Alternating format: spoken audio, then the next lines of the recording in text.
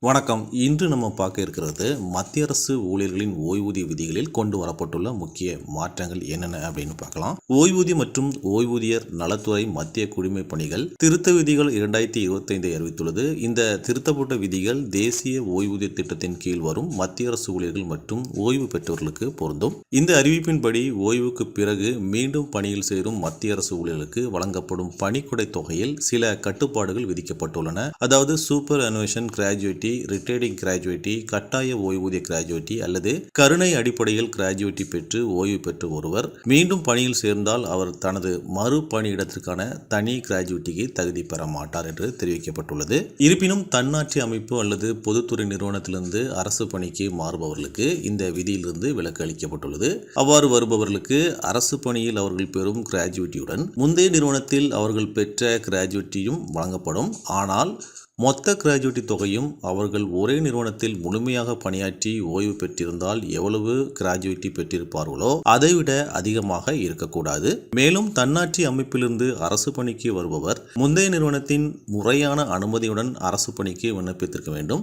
முந்தைய கிராஜுவேட்டி தொகையை அந்த தன்னாட்சி அமைப்பே வழங்கும். அதில் அரசுக்கு எந்த பொறுப்பும் இல்லை என்று தெரிவிக்கப்பட்டுள்ளது. இது தொடர்பான கூடுதல் தகவல்களை அரசு வெளியிட்டுள்ள அறிவிப்பில் நீங்கள் தெரிந்து கொள்ளலாம்.